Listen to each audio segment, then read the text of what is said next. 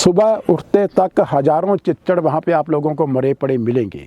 बहुत सी और समस्याएं आती हैं जो चिच्चड़ों के जरिए बीमारियां फैलती हैं, जैसे पेशाब का लाल होना, पेशाब का लाल रंग का मूतना पेशाब जिसको रेड यूरिन बोला जाता है, वो बेबीसियोसिस बीमारी के कारण होता है। एक मादा चिचड़ी कम से कम 2000 से 3000 अंडा देती है। प्यारे विद्यार्थियों, मैं बात कर रहा हूँ डॉक्टर राजेंद्र गुप्ता, कृत्रिम गर्भधारण केंद्र बठिंडा से बात कर रहे हैं।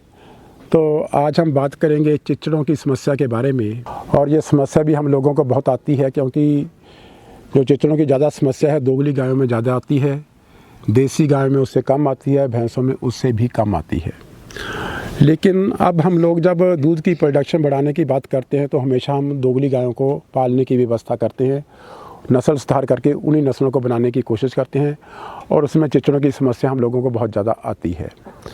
और बेसिकली चिच्चड़ों की समस्या जब आती है तो सबसे मेन जो चिच्चड़ों का काम है वो दूध पशु के ऊपर लग के उसके खून को पीना है, जिसके कारण स्पेशली छोटे पशुओं में खून की कमी का आना स्वाभाविक है।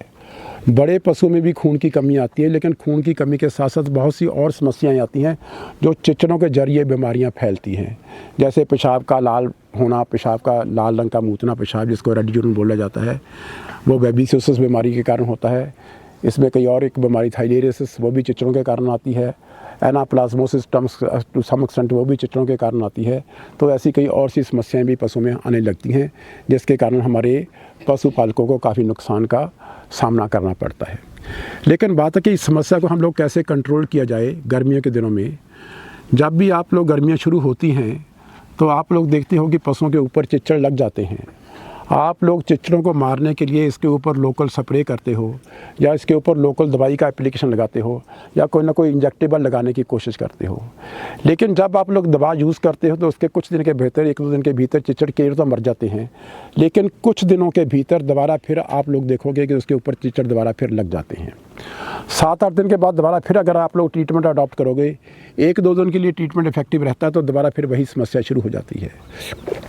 जब ये बार बार समस्या शुरू हो जाती है तो आप लोगों को कम से कम इस बात पे हम लोगों को विचार करना पड़ता है कि चिच्चड़ों को मारने की सुविधा से छुटकारा कैसे पाया जाए, कैसे हम लोग अपने आप को, अपने पशुओं को चिच्चड़ों से अटैक से फ्री कर पाते हैं। जितने भी चिच्चड़, अगर आप लोग थोड़ा सा ध्यान से देखोगे, जितने भी चिच्चड़ पशु के शरीर के ऊपर लगे होते हैं, इसमें कुछ छोटे चिच्चड़ होते हैं, कुछ बड़े चिच्चड़ होते हैं, जिसमें नर चिच्चड़ियाँ भी होती हैं और मादा चिच्चड़ भी होती हैं। ये नर और मादा चिच्चड़ों का एक स्वभाव है। जितनी भी मादा चिच्चड़ियाँ लगती हैं वो पशु के जब भी ऊपर लगती हैं वो 24 घंटे उसका खून पीती रहती हैं, और 10-11 दिनों में इतना खून पी जाती हैं कि उनकी बॉडी बहुत बड़ी होकर बिल्कुल फूल जाती है, और तब वो फटने के बिल्कुल कगार पे आ जाती हैं।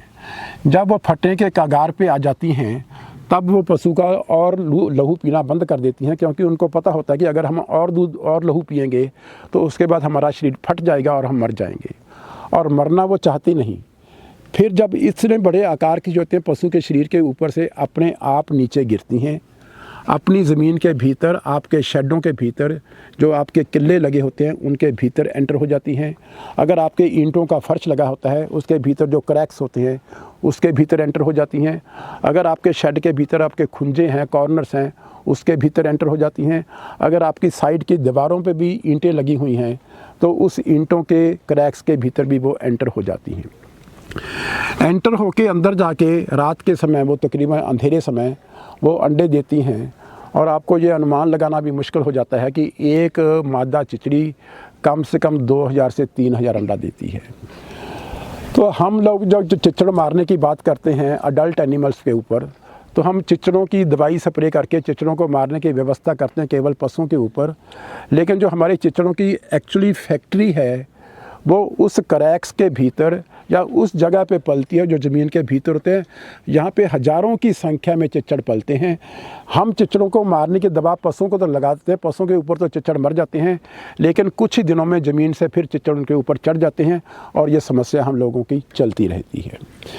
अगर आप लोग अपने पशुओं को चिच्चड़ रहित बिल्कुल करना चाहते हो तो हम लोगों को नॉर्मली क्या करना चाहिए, जिस दिन हमने चिच्चड़ों को मारने की व्यवस्था करनी है उस दिन आप मान के चले कि आज का सारा दिन हमने अपने पशुओं को चिच्चड़ मारने की व्यवस्था में ही लगाना है।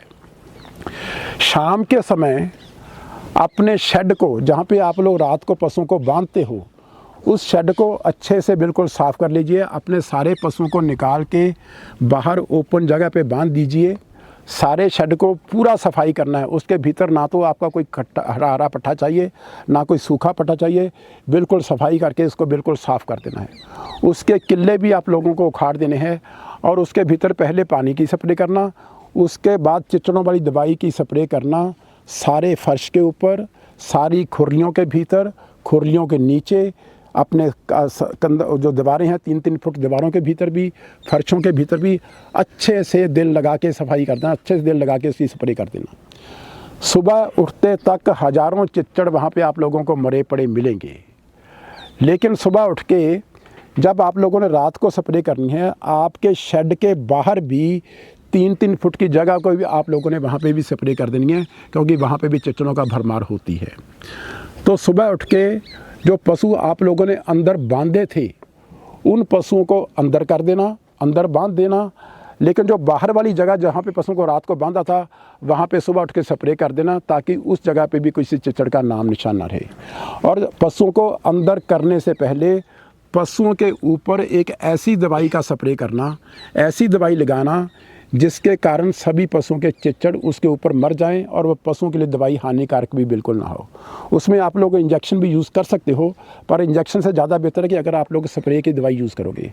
लेकिन उस दवाई को यूज़ करने वक्त 2 चीज़ों का ख्याल करना। जितने भी आपके घर में पशु हैं, चाहे वो लूले हैं, चाहे वो लंगड़े हैं, चाहे आपको दूध देते हैं, चाहे बछड़े हैं, चाहे मेल्स हैं, चाहे फीमेल्स हैं, सभी पशुओं को शरीर के सभी हिस्से में आप लोगों ने दवा लगानी है। ना तो किसी पशु को छोड़ना है, ना ही पशु के किसी शरीर का कोई हिस्सा छोड़ना है।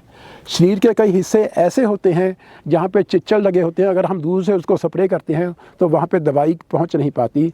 जैसे उसकी पूँछ के नीचे हो गए, आपके जो क्लास होते हैं, उंगलें होती हैं, इसके भीतर हो गए, ठीक है ना। ऐसी जगह कई बार चिच्चड़ लगे रह जाते हैं। आपको इन जगह पे चिच्चड़ों का ध्यान से दवाई लगा देनी चाहिए। कई बार आँखों के परवट्टों के ऊपर भी चिच्चड़ लगे रहते हैं। यहाँ पे जब आपने दवाई का स्प्रे करना है, इसको गले से ऊपर नहीं करना, गले से नीचे करना है। लेकिन गले के ऊपर, अगर मुंह के ऊपर कोई चिच्चड़ लगेगा, वहाँ पे भी आप लोगों को कोई ना कोई कपड़ा लेके, कोई ना कोई कॉटन का कपड़ा लेके उस दवाई को स्प्रे के उस जगह पे भी आप लोगों को अच्छे से लगा लेना है। इस तरह एक बार करने से आपके शेड की सफाई भी पूरी होगी, आपके पशुओं के चिच्चड़ भी मर जाएंगे और बाहर जगह जो आपने जहाँ पे बांधा था वहाँ पे चिच्चड़ भी मर जाएंगे। एक बार काम को एक बार कर देना और 15 दिनों के बाद इसको दोबारा रिपीट कर देना, तो उसके बाद 99% केसों में चिच्चड़ों की समस्या ख़त्म हो जाती है, अगर आपने इस काम को बिल्कुल ध्यानपूर्वक किया है तो। लेकिन फिर भी अगर आपको लगता है कि किसी पशु के ऊपर अभी भी कोई चिच्चड़ लगा होगा, तो तीसरी बार 15 दिन के बाद एक बार स्प्रे इसकी और कर देना। इसी प्रोसीजर को अडॉप्ट करते तो आप लोग बिल्कुल चिच्चड़ रहित हो जाओगे। इसके बाद भी अगर आपने अपने डेयरी फार्म में या अपने घर में किसी बाहर से किसी पशु को लेके आना है, पशु को अपने शेड के भीतर लेके आने से पहले 15 दिन उस पशु को हम लोग क्वारंटाइन पे रखते हैं। क्वारंटाइन पे सबसे पहला प्रोसीजर जो हम अडॉप्ट करते हैं, उस पशु के सबसे पहले डी टिकिंग करते हैं। उसके पशु के चिच्चड़ों को हम लोग पहले मारते हैं। मारने के बाद जब हम लोगों को पूरा विश्वास हो जाता है, तभी हम लोग उस पशु को अपने दूसरे पशुओं के साथ लेके आते हैं। इस तरह आप लोगों को जो समस्या चिच्चड़ मारने की है वो बिल्कुल ही ख़त्म हो जाती है और सभी वो बीमारियों से आप लोगों को छुटकारा मिल जाता है जो चिच्चड़ों के कारण पनपती हैं। Thank you very much.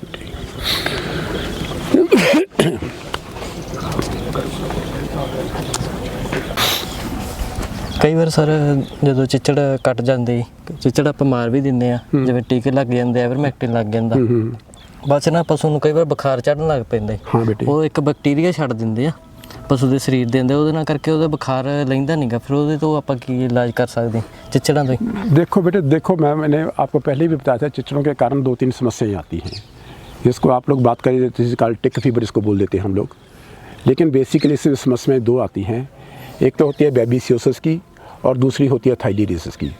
दोनों तरह की बीमारियां पशुओं के लिए घातक हैं और दोनों बीमारियों में टेम्परेचर भी 106 होता है। अगर बेबीसियोसिस की बीमारी है उसमें भी टेम्परेचर 106 होगा, अगर थाइलीरियसिस की बीमारी है उसमें भी टेम्परेचर 106 होगा। लेकिन दोनों बीमारियों का फ़र्क क्या है? बेबीसियोसिस में पेशाब का रंग लाल हो जाता है क्योंकि वहाँ पे जो ये बैक्टीरिया नहीं होते, basically they are protozoan parasites. ये प्रोटोजोन पैरासाइट जो खून के लाल सेलों के भीतर पलते हैं, खून के लाल सेलों को तोड़ते हैं और जो खून के लाल सेलों का हीमोग्लोबिन है वो यूरिन के जरिए बाहर आना शुरू हो जाता है, जिसके खून का रंग, पेशाब का रंग लाल हो जाता है। तो उसमें साथ में पेशाब का रंग लाल होगा, पहली बात। लेकिन जो थायलीरियसिस बीमारी है उसमें पशु के पेशाब का रंग लाल नहीं होता क्योंकि ये जो प्रोटोजोन पैरासाइट्स हैं ये स्पेशली लिम्फ नोड्स में मल्टीप्लाई करके लिम्फ नोड्स में सेटल होते हैं। इसमें जो आपके अगले बाजू, जो गाय की अगली टांगें हैं, अगली टांगों के पीछे ये लिम्फ नोड्स होते हैं जिसको हम बोलते हैं प्री स्कैपुलर लिम्फ नोड्स, या जिसको आप लोग हिंदी में गांठें बोल देते हो। ये गांठों का साइज़ बहुत ज़्यादा बढ़ जाता है क्योंकि इसमें पैरासाइट्स अकोमोडेट हो जाते हैं, तो इसका साइज़ बहुत ज़्यादा बढ़ जाता है। तो इस साइज़ से हम लोगों को पता चलता है कि ये this is a case of theileriosis. तो उसमें हम लोगों को चिचड़ों को मारने की व्यवस्था तो करनी है, लेकिन चिचड़ों को मारने की व्यवस्था करने से पहले हम लोगों को इस बीमारी का ट्रीटमेंट करने की व्यवस्था करनी चाहिए क्योंकि दोनों बीमारियों से डेथ होने की पॉसिबिलिटी बहुत ज़्यादा बनी होती है।